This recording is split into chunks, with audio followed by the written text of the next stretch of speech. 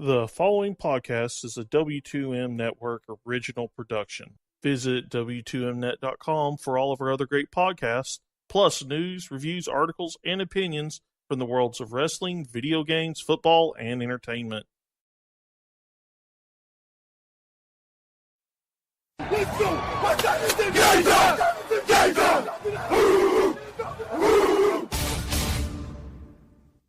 It's gonna be a football game tonight now. No doubt. It's gonna be a football game here. Okay. I done been here before. All right, let's go, baby.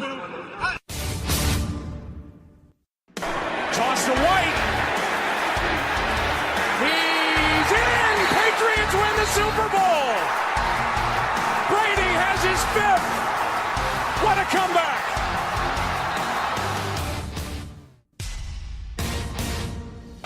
Watson. Touchdown! Hunter Renfrow. Little man makes another enormous play. 1 second remaining. Ladies and gentlemen, football to the max. Your host, Sean Garmer, Gary Vaughn, and Randy Isbell.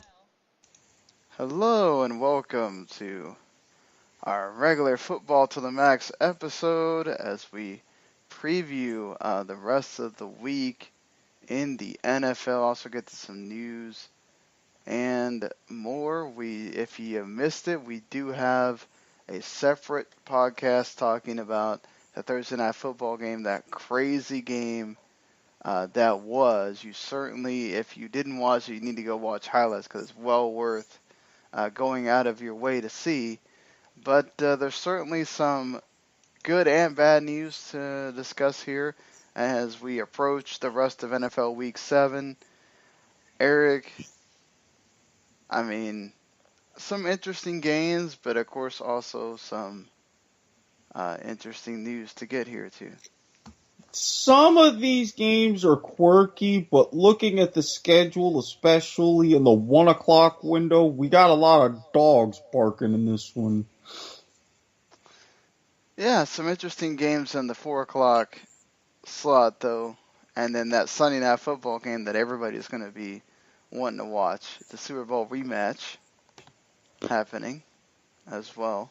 And then you get an NFC showdown on Monday night. So, one that the rest of the NFC will be watching closely because, you're going to be wanting the Redskins to take a game away from the Eagles, but the Eagles can certainly put themselves in the driver's seat in that game, but we'll get to that at the end here. Let's start off with some bad news for Andrew Luck, as he has suffered a setback in his recovery from the surgically repaired shoulder. He is being shut down because of soreness, and now there's no timetable for his return. Basically saying, I don't want to speculate right now. I'm not going to put a timeline on that right now.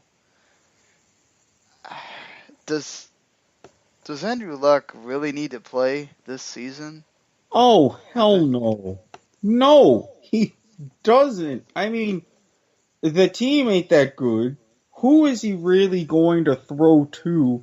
And he's just coming back. T.Y. Hilton is certainly somebody to throw to, and he makes a lot out of Jack Doyle, and Dante Moncrief's not anybody. I mean,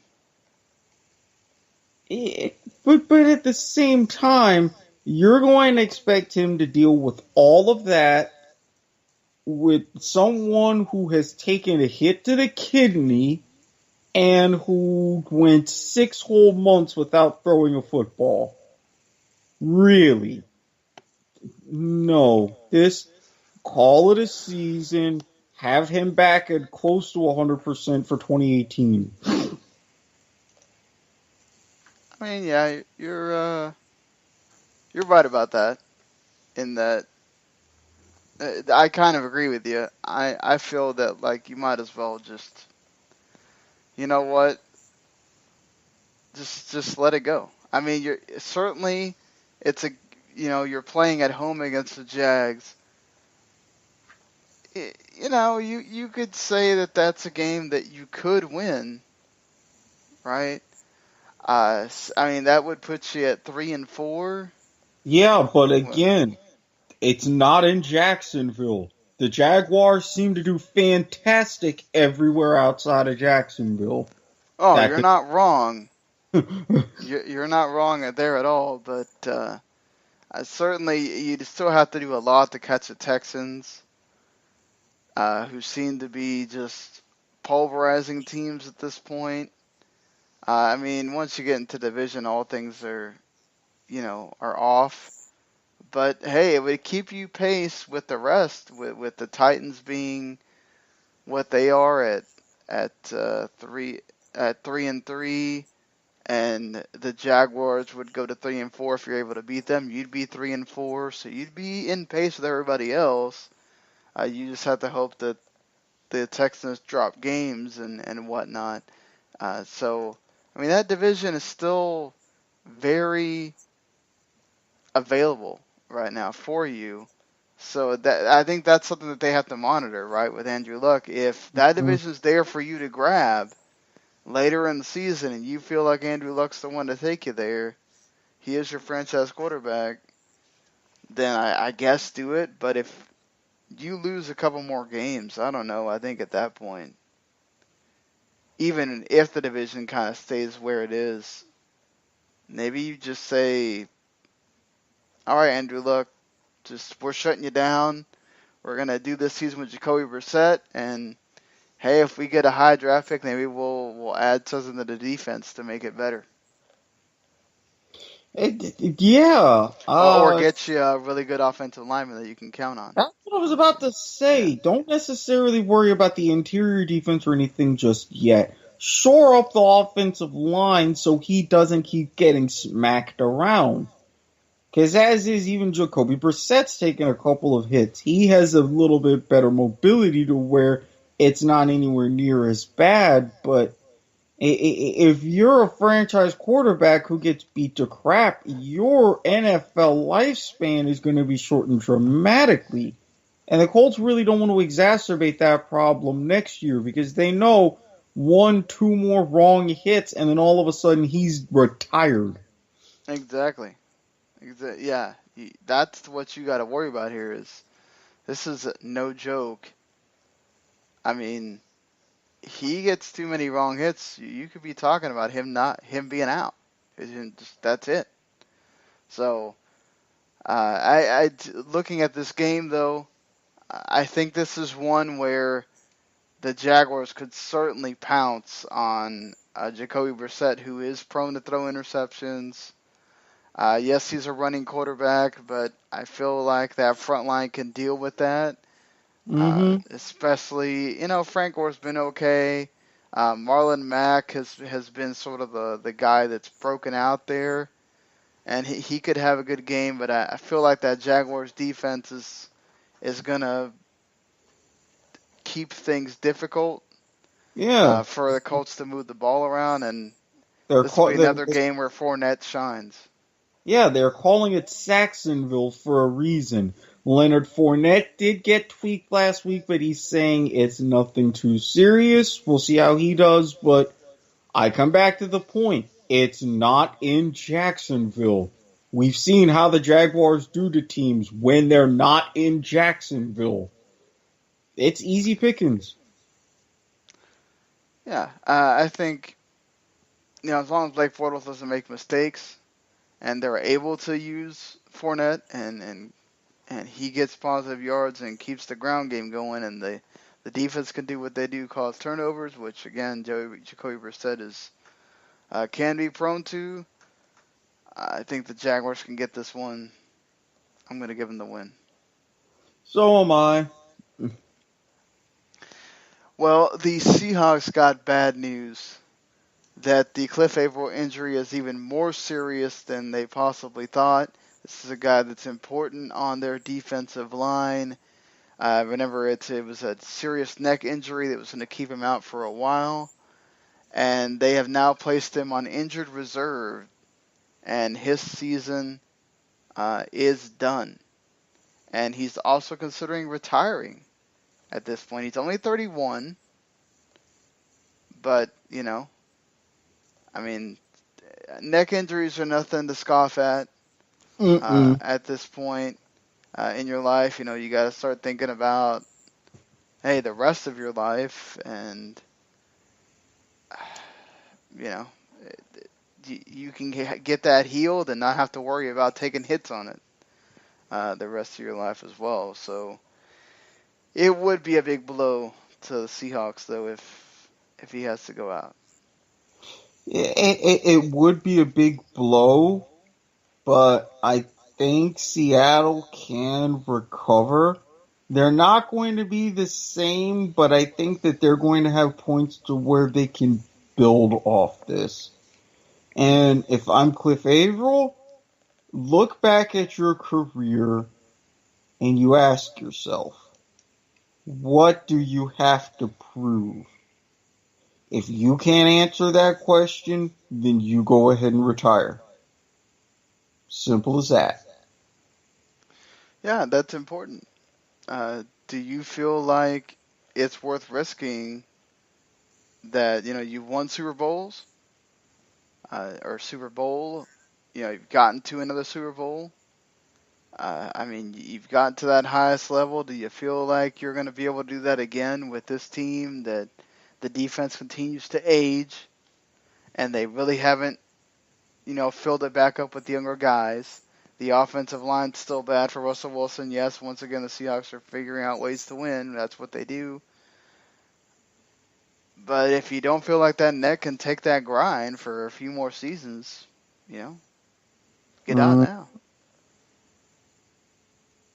So, I mean, I hope for him that whatever decision he makes, right, is something that continues to be good for his future and not. I'd hate to hear him getting a even worse neck injury or something by coming back and making it worse. They do play the 1-5 New York Giants at MetLife Stadium, where the Giants have yet to win this season.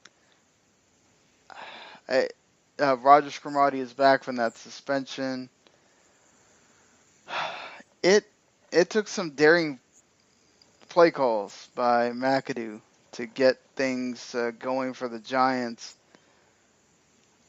This is a game that certainly, with Eli Manning, with his experience and everything else, that team could rally and win, but I feel like the Seahawks would be too much. Way too much. The Giants, great that they're piecemealing something, but you can't have that performance like you did against the Broncos and Trevor Siemian against Russell Wilson. Much different quarterback, much different style. Guess what? A lot more of the read option to take advantage and kind of try to control the clock a little bit more. No. Seahawks take this one. Yeah, that's where I'm going to the Seahawks. I mean, not only that defense that can cause a lot of problems for that bad offensive line, which did look better last week, but that's also because, again, the Broncos were their own worst enemy last week on offense. So I don't think the Seahawks are going to have that problem. Now, again, Seahawks do have the problem with the offensive line. They lost another offensive lineman. And, but Russell Wilson is mobile. He can deal with that. He can move around. You can run the ball if necessary, and you get your points that way. I think when I'm looking at that, it's just, for me, the Seahawks should win this game here. Moving on to another situation here, the Cleveland Browns, who are in disarray at quarterback again. When have they not been disarray? I'm just saying, once again, after going through this whole change of bringing in Kevin Hogan, he doesn't perform well against the Houston Texans. And so they're going right back to Deshaun Kaiser again. No stability there. Yes, they lost 33-17. They were down 24-3 at the half. I don't know. I don't know that either one is a great situation, but I guess it's good that they're going back to the rookie. Just okay, no more shuffling. Don't bring in Cody Kessler later or whatever. You're riding and dying with Deshaun Kaiser. No, they That's it. won't. You'll probably see Cody Kessler around week 11, if not Oh, sooner. come on, Eric. Come on. You can't do this to the guy. He's got. I'm well aware, but how many times have I said to friends, to family, and on this podcast and on other podcasts, the Cleveland Browns ruin quarterbacks and their careers? They've had a lot of talent.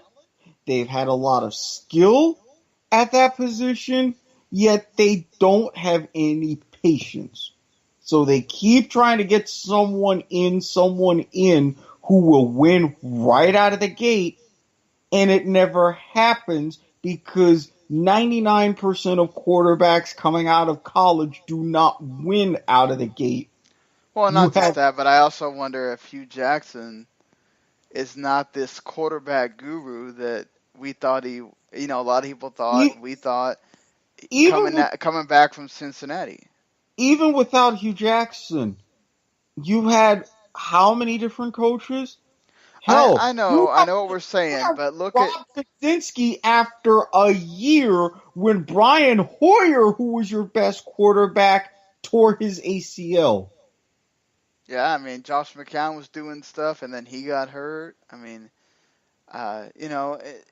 it's been a very unlucky situation also for the Browns. The whole Josh Gordon deal, all that stuff. It's not they've had their own sets of dramas everywhere. It's amazing that Joe Thomas has started every snap for them because I would be going nuts. I'd like take a game off just to deal with the mental side of things that you're having to deal with as a Browns player, not to mention a Browns fan. Apparently Hogan's dealing with bruised ribs as well. But in fact, that's the reason why Cody Kessler is going to be the number 2. But it's just, look, at this point, just go with Kaiser. You're 0-6. You're not going anywhere. You guys obviously don't care if you have another really bad season. You get to be right back up there again in the draft order. This is supposed to be a wonderful year of quarterbacks, whether Darnold comes out or not. And, maybe that's the year you finally take the quarterback number 1 or 2 or 3 or whatever you end up being, and you go with that. I don't know. But you're 0-6.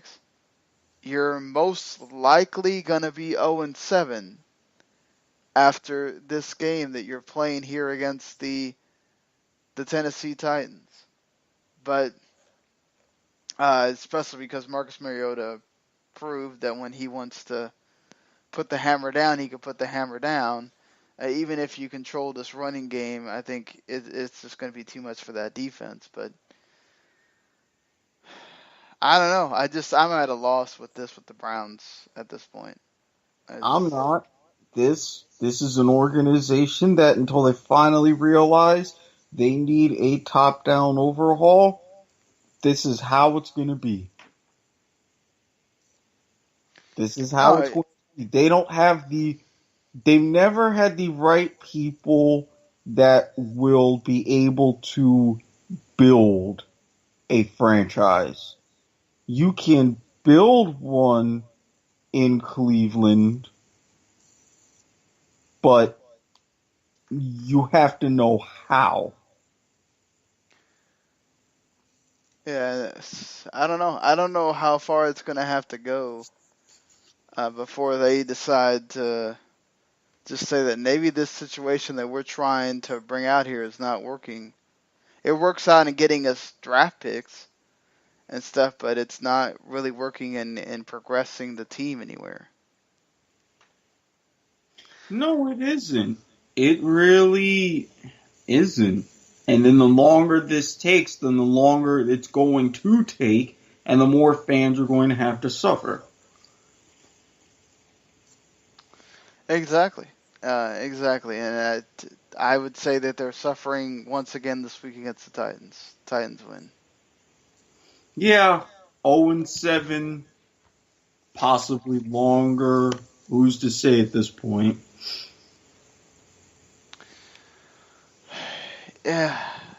Who knows? I wouldn't be surprised if we're talking about them flirting with the 0-16 again. I said that at the beginning of the year. It's just like, God, you had to think at some point this team's going to go somewhere.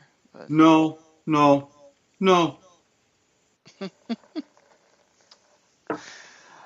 So, last week was the huge story was the Aaron Rodgers collarbone injury that likely may keep him out the rest of the regular season at least.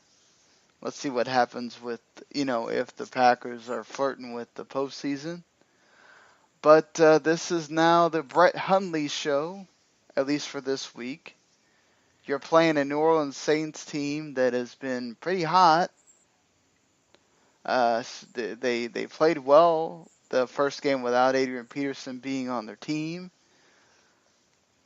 I thought Brett Hundley did fine, but obviously, this is his first major role now, and he's going to be prone to mistakes, I'm sure.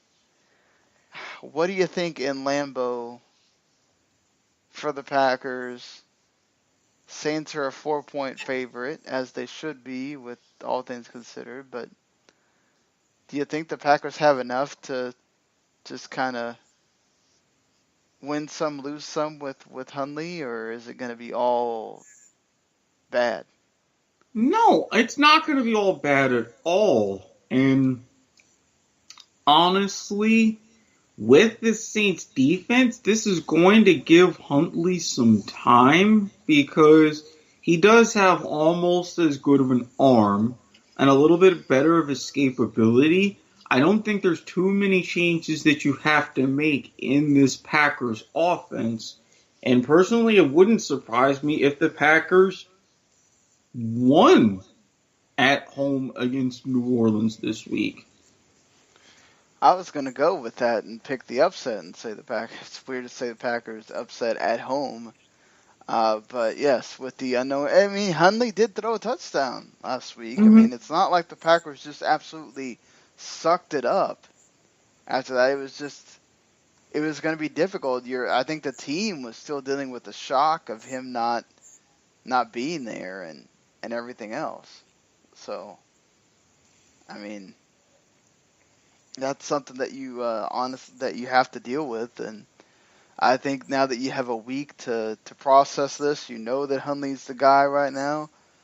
It's certainly the Saints can go out then there and they could put up a bunch of points, and maybe Hundley just can't keep up, and the Saints win that way, or Hundley makes mistakes and the Saints win that way as well with defense, which we have seen them do. I still think the Packers will get it done, but will not be surprised in the least if this is a Saints big win. Yeah, because at this point, again, that performance from the defensive side against Detroit was a little bit flukish. Don't think that's going to happen again. Yeah, I mean, you're also looking at a Lions team that have shown that if their defense is not committing turnovers, they're one of the two teams, along with Houston on the bye week this week, it's a problem for them to create points, and that seemed to be an issue last week. So, yeah, Packers win for me. Are you going with that as well, or? Yeah, Packers. I think with what's going on, the Saints might be in for a bit of a letdown. Packers take it. Well, there is a London game this week. It's not at the 9:30 slot, but it's the Twickenham Stadium. over there in London, a divisional game. Something a lot of times we have seen these in the past. A lot of times they try not to do these because you're taking away the home game for one of the teams in a divisional game. But the 4-2 Rams take on the 3-3 Cardinals, who showed signs of life with Peterson last week making his debut. I feel like we've seen running teams go in and not do so hot. Both of these guys, obviously Gurley and Peterson, can do a lot of that. We can go in here thinking we're going to see some big shootout, but these London games usually wind up not being that. Not typically, no. And I feel like I'm just going to go with the better team here and say the Los Angeles Rams. I don't know. I wonder. I think the Rams have. We did see that the Cowboys ran on the Rams, but I feel like they could certainly stop Peterson, and then once again put it all on Palmer and make this difficult. But I don't know. It's just I don't even know what to do with these London games anymore. There's every time you think you know what's going to happen, the absolute opposite happens. Well, personally, I want to pick Arizona in a little bit of an upset here just because of that London factor. But if the Rams wind up winning another nail biter, okay. Because there's just way too many wild cards going on right now. Speaking of wild cards, the Jets have been a wild card this season. The Dolphins at Hard Rock Stadium got the crazy win last week. It was not pretty. No. Certainly. The Jets had a very good reason to be angry, as they could have very well beat the Patriots if it wasn't for some crazy decision by referees. I don't know. I still feel like the Jets are the better team here. Jay Cutler has not shown me anything to make me feel like he's going to get it in this next game. The Jets know the danger of Jay Ajayi. I feel like they're going to set out to stop him. And Josh McCown does enough. Bilal Powell is back after missing last week. He could certainly be a big factor here. I don't know. I just trust the Jets a little bit more than Dolphins, even though it's at Hard Rock Stadium. I'm going to say the Jets.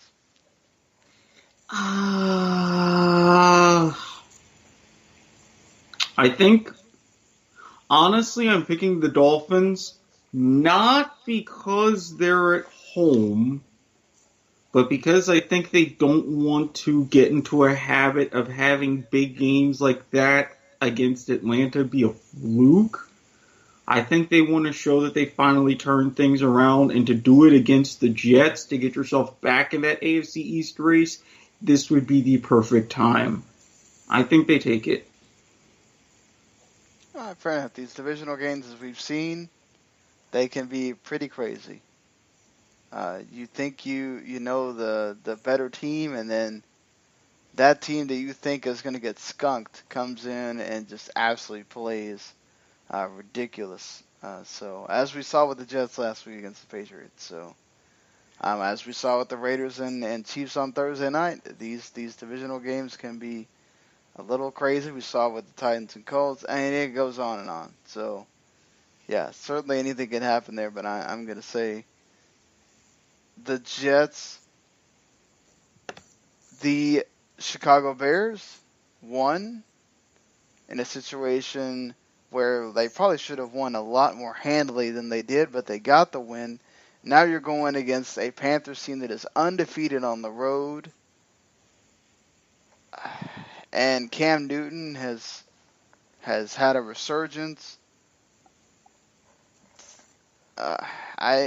This is a weird game for me because I feel like the Panthers defense could really lock in on Trubisky and make him look bad in this game, especially if they can kind of hold down the Howard and Cohen combo.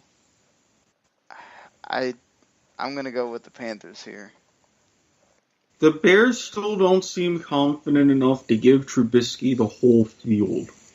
That's really Again, going. but you have nobody that you're throwing to. So what are you gonna give him the whole field for?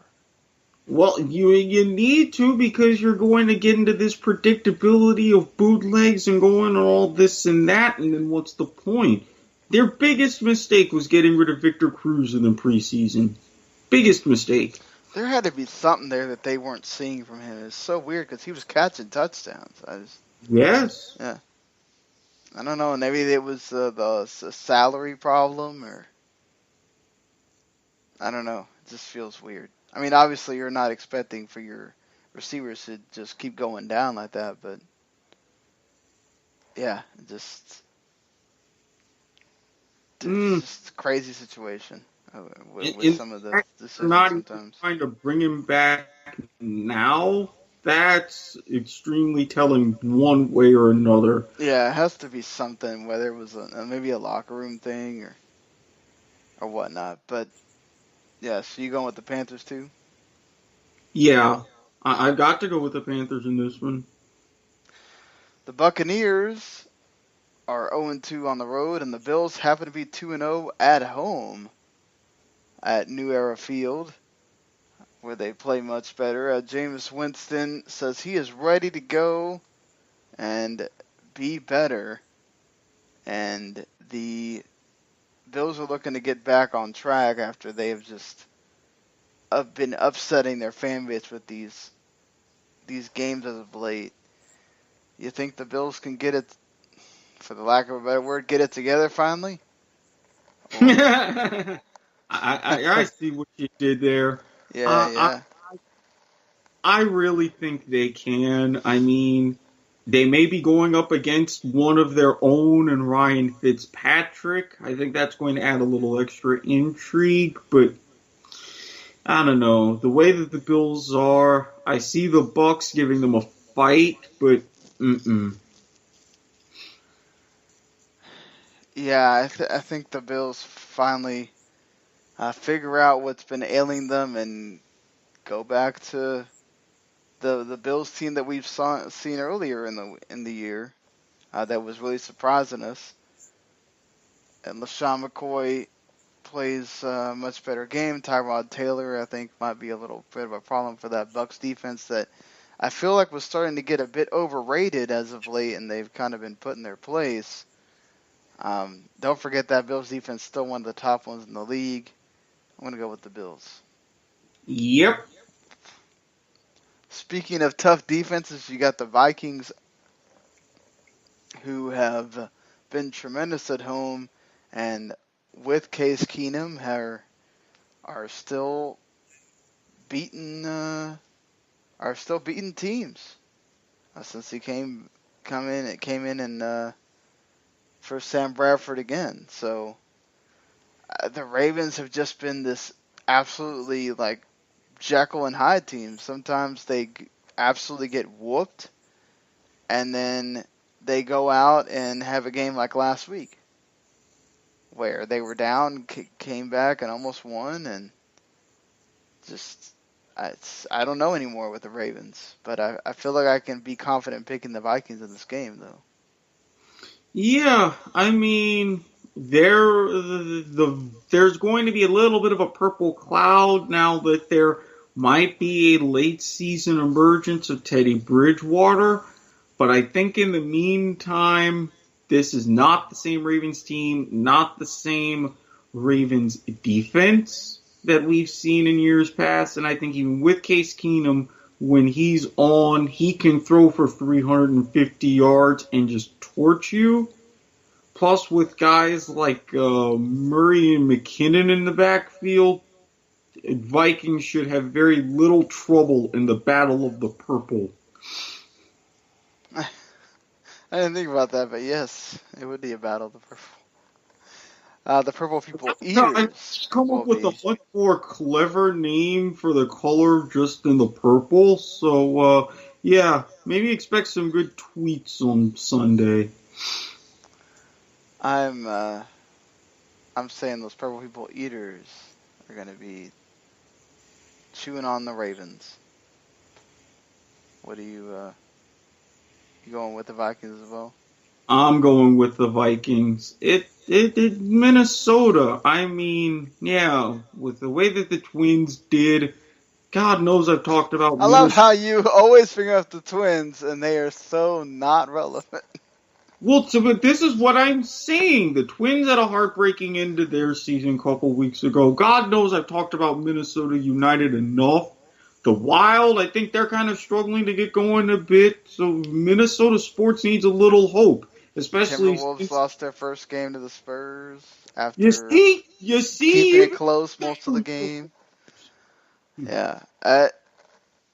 It's exciting to have the NBA back, actually. Just to say, I thought I wouldn't care about the season, and here I am, caring about it. Excited to watch even though they lost to the Hawks in Game 1, excited to watch the Mavs tomorrow. But either way, yes, here we are at the 4 o'clock games, and the first one we have to talk about here is the Dallas Cowboys coming off their bye against the 0-6 San Francisco 49ers, who now are starting C.J. Beathard, Iowa quarterback, at quarterback in Levi's Stadium. Of course, Cowboys are coming off the big news that they will be the hosts of the NFL Draft next season. All 3 days at AT&T Stadium as well. There's no bouncing around Dallas or Arlington or anything like that.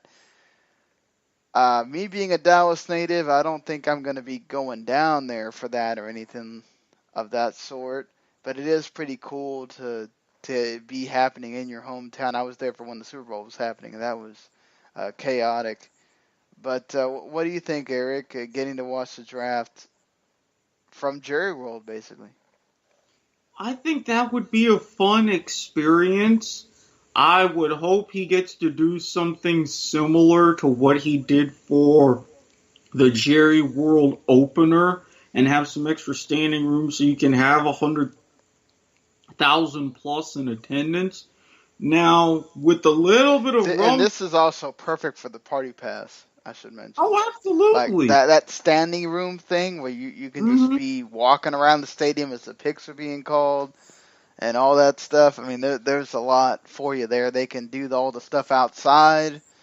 Oh God, just please don't make it to where you have to watch Goodell walk from to and fro like the year before.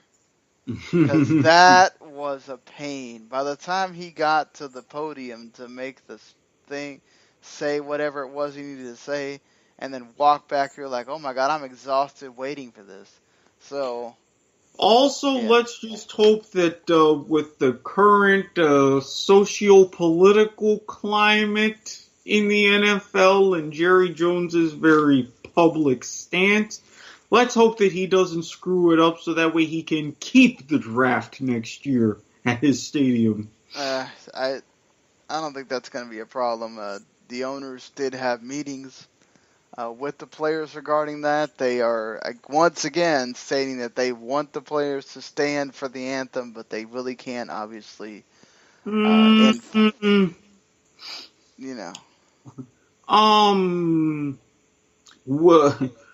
Some very trusted sources that I have, don't get too comfortable because it's not as unanimous as if you would think. Well, I mean, there's already talk about Colin Kaepernick appearing at the next time they have meetings and everything else. The issue is talking, from Goodell saying that this is players should stand for the national anthem. It's also an important part of our game that we take great pride in. It's also for us to honor our flag and our country. We think our fans expect us to do that, and so that it was something we continue to focus on during the meetings. They also talked about other things. Obviously, the feeling is that this is getting beyond the scope of Colin Kaepernick's message, right? And so they want to make sure that they're doing it for the right reasons. And I understand that point too. But I think the bottom line for the owners is this is starting to cost them money. There's people that are not watching games because of all the hoopla with the kneeling and the protesting the flag and everything else. So they don't want to keep losing people because of that. And I don't blame them. When it starts affecting your bottom dollar, that's when it forces you to make a change. And the owners care about that money, and one way or the other, we might find players are going to start feeling the back end of that with hey, like let's get it going with it. Stop doing this disrespecting the flag thing, because we're going to just keep having people leaving. Yeah, and again, it's even amongst the owners themselves, it's not as much of a unity as you would necessarily believe, and that's a situation that's going to get a lot uglier before it gets better. Yes, you would certainly think that as well. So, yeah, I mean, talking about something else called legal situations, the Ezekiel Elliot legal situation with the NFL continues, as he was given a temporary restraining order, and the judge is on vacation, has 14 days. During that time, if she decides to be on vacation after that, the judge that made the ruling can extend that. So, she can continue to be on her vacation or whatnot. So, probably for sure, we know he's playing in this game against the 49ers, and for sure next week, and perhaps even into week 9, he's playing, and that means he plays against the Chiefs.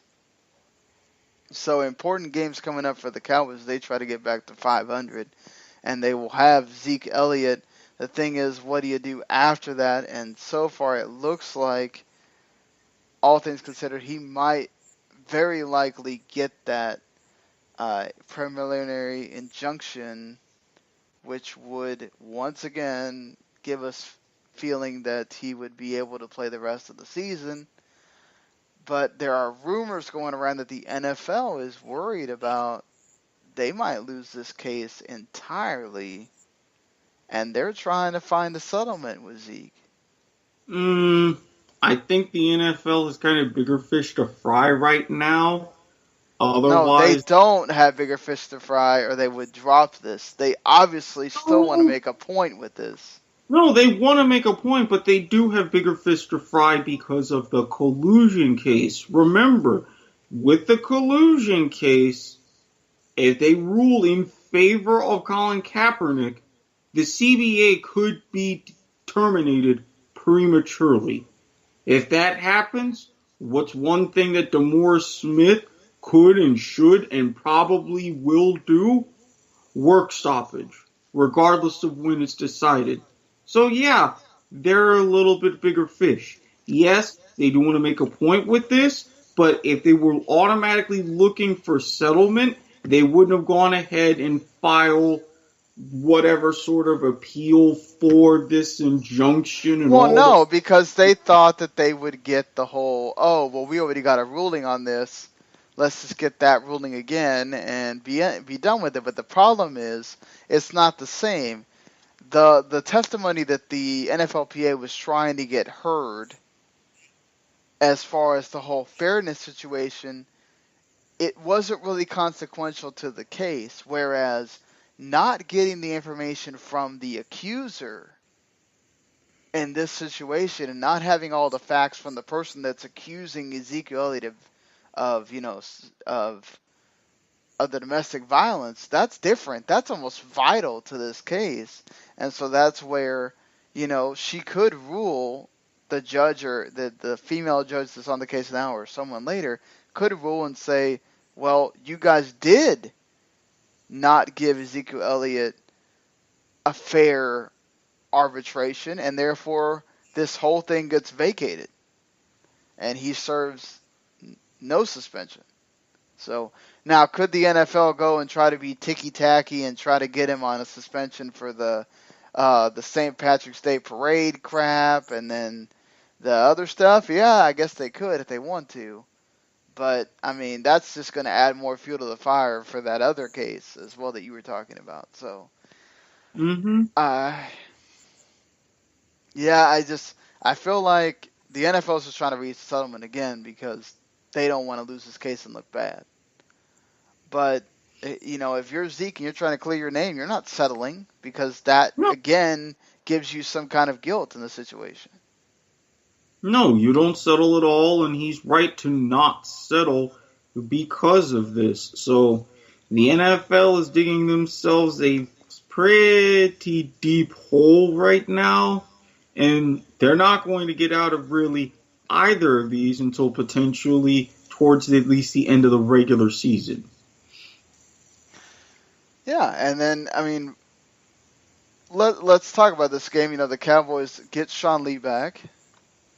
This is the first time all year that Hitchens and Lee will play together as linebackers, allowing Jalen Smith to have more of a substitute role, which he's proven is better for him. Zeke, this was the game where the Cowboys went down 14-0 last year really quickly, and then they had to make a comeback. We have seen the 49ers. Most of their games have been close this year. Dallas is favored by 6 points. This is C.J. Beathard's first start. He is a rookie. He did play well last week, but he also made a crucial interception as well. And they also had a penalty call. Didn't go their way either. Our son had the offensive pass interference or whatever. I feel like I gotta go with the Cowboys here because they've had the bye week. They've had time to process the Zeke situation. And the 49ers are starting a rookie. And if you're going to try to make C.J. Beathard beat you, I would say that you're in a better situation, I guess.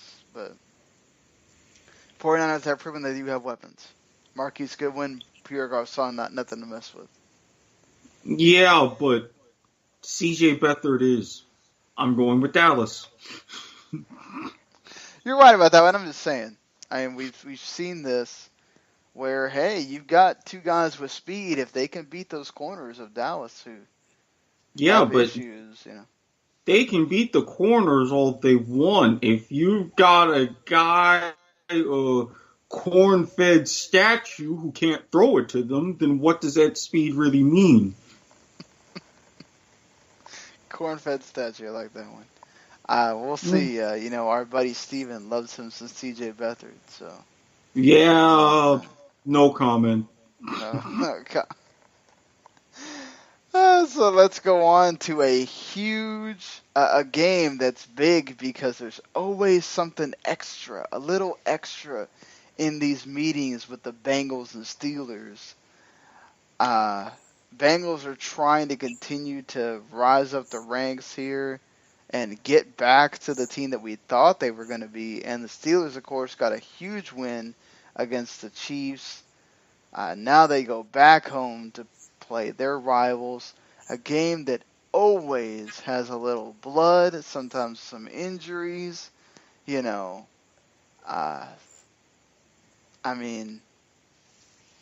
This one usually has a little bit of everything, but I got to go with the Steelers at home on this one.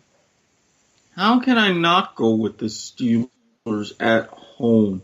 I mean, yeah, the Bengals are going to rise up, but are they really that impressive? No, they're not. I do want to throw this stat at you, though, Eric. Through the first 6 weeks of the season, home teams are 44-45, which is the 5th lowest home winning percentage through 6 weeks since 1970. Yeah, and lest we forget, 70 was that significant year of the merger, and everybody was talking about the NFL and the AFL. Guess what? Look at what happened in 72. It didn't take long for that trend to reverse itself. The AFL beat the NFL, or rather then, the AFC over the NFC in inter-conference games, and that happened to be the Dolphins' perfect season. Trends like that tend to be very short-lived. Steelers. It is true. There's never been a season where the home team's never finished the season below 500, but they're at 494 percentage right now. So they're close to that line. Let's see if they raise that by the end. But yeah, so that certainly proves the Bengals could have come in here and get the win.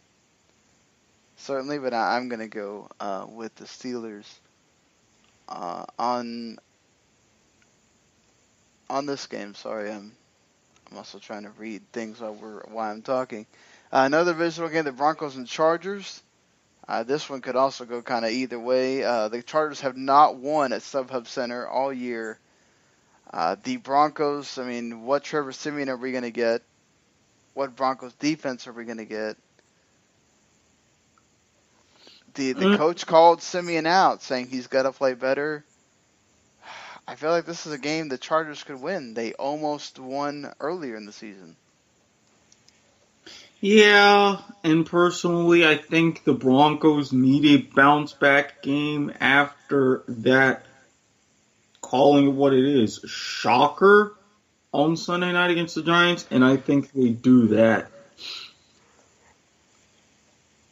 Because, I mean, yeah, with the Chargers, just like they had the bad luck that reversed itself, their good luck can reverse itself again.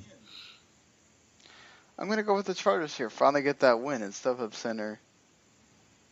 I just think, I wonder if Siemian has another bad game here. Now, certainly, the Chargers are a team you can have a really good game against as well, along with C.J. Anderson, which the Chargers have a bad run offense, so that's a run defense, sorry. So that's something to look at for, how much you want to run C.J. Anderson and everything else. But I don't know. I'm just going to go. I had the bad hunch last time I did this. I wouldn't be surprised if the Chargers get whooped or something, but just going to go with the Chargers anyway. Sunday night game, the Super Bowl rematch, the game a lot of people are waiting for. It's the game that, the NBC is going to be touting all week long, all weekend long. That 28-3 deal is going to get played over and over and over. The 28-3, the 17-0, the other big lead. And you know what I see? I see the Falcons blowing yet another big lead. Yep, Falcons blowing leads. That's been the situation. A lot of blame is put on Steve Sarkisian, and Matt Ryan said no, the offense needs to play better around him. The Patriots' offense is not the problem, it's their defense. So this certainly could be a shootout game. And when I'm talking about shootout games at home, I'm going with the Patriots. Agreed. I mean, the mystique of the Mercedes-Benz Stadium is gone, and now you're not even playing there when you have this game. It's not going to happen. Brady's probably going to put up 450 yards and 6 touchdowns, and you're probably going to want to take the over, and then we're going to have to hear about that all the rest of next week, which is going to make me want to get even more drunk. I wouldn't blame you at that point, but... God, the day that man retires, you will not want to be around me in my house because there's going to be dancing and there's going to be things that I would probably be very, very shameful of. Please let that day come soon.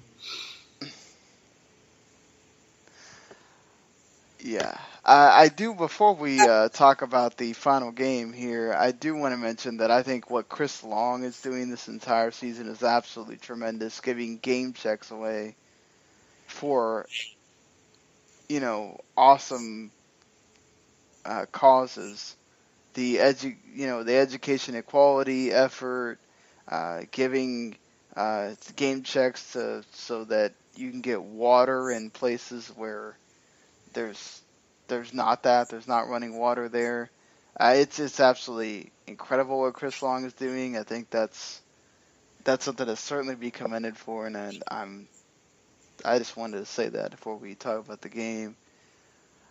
The Eagles have already beaten the Redskins, first game of the season. Mm-hmm. This is in Lincoln Financial Field, where the Eagles have played much better this year. Mm-hmm. It's also tough to beat a division opponent twice, though. No, it isn't. 3 times it's one thing, but let's face it, they're only going to see the Redskins twice this season. No, I agree with you. I think the Eagles have the edge in this game. Their defense has been absolutely top-notch. Carson Wentz has proven to be every bit of the great quarterback that they drafted him to be. Alshon Jeffrey and Nelson Aguilar, all that's worked out for them. I imagine if they would have been able to keep Darren Sproles healthy, but yeah, I just think this is one where that defense is going to make Kirk Cousins look bad, and the Eagles win. Eagles win, one step closer to Kirk Cousins not getting that long-term deal. Yeah, I mean, that's another thing that Kirk Cousins has to watch out for is, you don't do too well this season, you're going to be looking at that franchise tag you signed and going, oof, maybe I made the wrong decision holding out that many times betting on myself. There's only so many of those you can do. And with that, we're going to go to the college picks here, as Memphis was able to defeat Houston. Riley Ferguson, 471 pass yards and 5 second-half touchdown drives. He led the team on. He only threw one, though. History. Yeah, biggest comeback in Tigers history. Yeah, that was all in the third and fourth quarters. 21 points each quarter. Crazy. Absolutely. The American. You gotta love it. Yeah, the American has been absolutely insane this year. How many teams there's 3 teams from the American ranked right now because they all either have one loss or they're undefeated, as UCF and South Florida are. So it's incredible to me. To get together. Oh, South Florida and UCF, you mean? Or Yep. USF? Yep. And I nearly went to one of those schools. You almost did? Almost. It was a very, very long story involving somebody dragging with paperwork. Which one did you almost go to? UCF. Interesting. Yeah. All right. So let's start there. The UCF Golden Knights going against the Navy Midshipmen, 5-0 against 5-1 on CBS Sports Network. I think UCF dropped the Golden and they're just the Knights now. Okay. I think Vegas, why they had that. Anyway, yeah, UCF, because I'm not bitter, I say they win this one. It is away from all that. It's at Navy. I'll go with UCF as well, but Navy's shown to certainly be a formidable team. Watch out for that. Watch out for that one. I would love to see South Florida and UCF meet at the end for that conference title game, with both of them being undefeated. So. Oh, it wouldn't be for the conference title game. It'd be for the who gets this conference title game. Right. Which would be cool to see. So, but yeah, I'm gonna go with UCF here on this one. Florida State and Louisville. Louisville for this one. Yeah, Lamar Jackson did torch the Seminoles last year. Of course, that was at Papa John's. This one makes a difference. It's at Florida State here in Tallahassee. You still have the backup quarterback, but Florida State's best asset is their defense. And we have seen defenses make Lamar Jackson look very mortal this year. That being said, I'm going to go with the Cardinals. Yeah, it's one of those teams, especially Jackson. Even though he's out of the Heisman Trophy race, he's still got a lot of stock to shoot for. Texas and Oklahoma State. Oklahoma State easily. Texas did keep up with Oklahoma, though. And they're not going to do that twice. I agree with you. I think Oklahoma State's got too much firepower. They will get the win over the Longhorns. God, did they just not have anything else to pick from here for this pick'em? Iowa State and Texas Tech. Texas Tech. I looked at the entire schedule. I was thinking crap, decent, good. Hey, I like that. Crap. Late night. Oh, crap.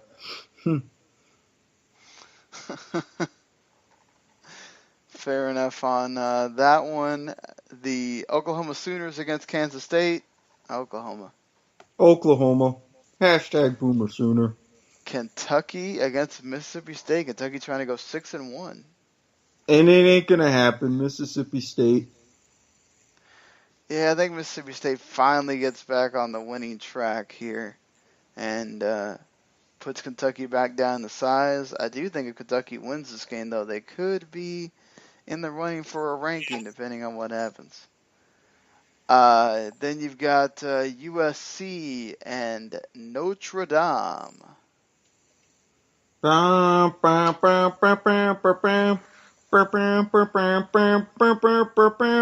Mainly because I want a little bit of chaos until I don't. I'm going with Notre Dame to win at home against USC. Sam Darnold, once again, committing turnovers and causing problems. Be prepared to play school another year, bro. Michigan against Penn State. Can Michigan pull off the upset at Happy Valley? I picked this one on the kickoff as my upset. And of all those, I think this is the one that's realistically going to happen. I'm going to stick with it. I think they can. I'm going with Penn State. Michigan has not convinced me at all this year. Wyoming and Boise State. Boise State made San Diego State look bad last week. Boise State. You can't go wrong on the blue field. We interrupt our regularly scheduled program. You can't. I was like, wow, we're interrupting programs now. That's great. Well, I had something on pause because they have a LeVar Ball interview from about an hour ago, but my DVR ran out of pause space, so... Gotta catch that big baller brand, maybe. Exactly, especially with that shirt, which I kind of like, but I wouldn't buy it. Lonzo Ball looked bad in his first game. Yeah, well, the Magic Johnson had other things on his mind. Dodgers are winning their first World Series since '88. Kudos to them. I swear they've been back to the World Series before then. No, they haven't. Oh, they always get, close. They get to the NLCS, but they don't win the pennant. Well, let's see if they're playing the Yankees, maybe. Oh, God, I hope not. That would be baseball's dream. Yeah, it would be Dodgers. the first Yankees-Dodgers series in my lifetime, but I don't want to see it because I don't like the Yankees. So you want Dodgers and... I said at the beginning of the postseason it would be Dodgers and the winner of either the Indians or the Astros, but the Yankees went ahead. Oh, I'm getting too many flashbacks. San Diego State should be beating Fresno State. Of course. Yes.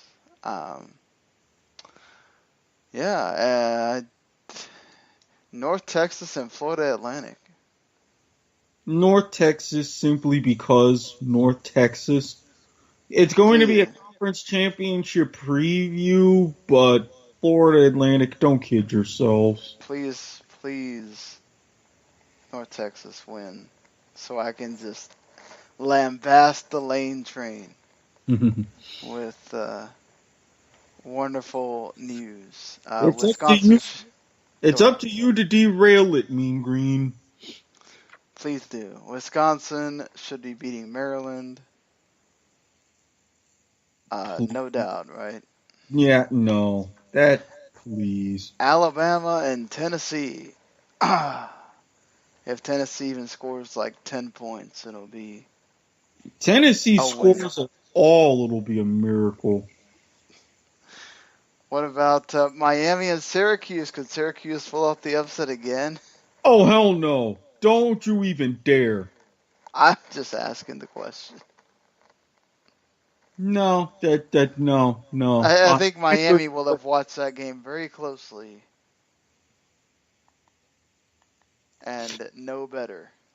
Well, of course, they're going to watch the game closely and it's going to know better. That's just how they operate and function.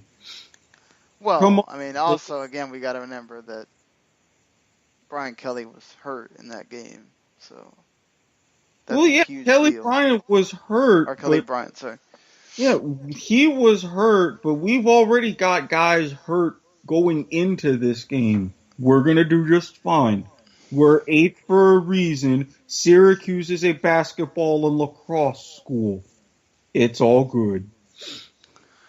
So do you think Indiana follows the same route as Michigan and Ohio State and gives them a game, or is this more like the Penn State game and Michigan State just blows them out? Michigan State's going to blow them out. I know. Granted, it's kind of sad to see Legal not be the starting quarterback anymore, but that's helping Indiana. It's just not helping Indiana much.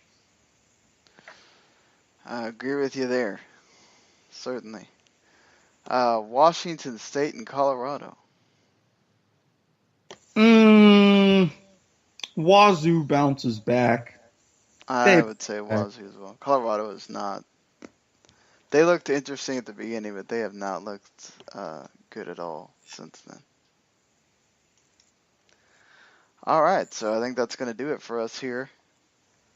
Thank you for checking us out this week. We will be back on Monday with a recap of the whole NFL Week 7, and of course, whatever news has come out since then. Hopefully, nothing to derail us this week. And yeah, if you like what you hear, you can listen to us on YouTube, on W2Mnet.com, W2M Network, as well as you subscribe to that. You can get all of our podcasts, including Erik's Point of Viewer, all the other stuff that I'm on, the video games to the max, wrestling to the max, the soccer to the max as well, everything else. With MLS Decision Day coming up on Sunday, it should be very interesting. I am now off work for that, so I will be watching as many games as I possibly can.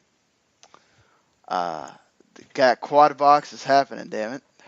So yeah, I'm definitely going to be dual screening that one, because right in the thick of it, right after the U.S. women's national team against South Korea and during all the NFL action, so yeah, Cowboys will be playing, so I'll have one screen on for that. Yeah, so it's like, I'm not going to be too tolerable come Sunday. Yeah, so thank you for checking us out again. You can also listen to us on your Amazon Alexa or other speaker devices by telling it Amazon Spreaker and then play Football to the Max, and you are right there. So, if you check us out on that, let us know. You can hit us up on Twitter at WTMSean, at Squid Sports Head, at WTM Network is for the entire website and network. And yeah, until next week, we'll see you later. Peace.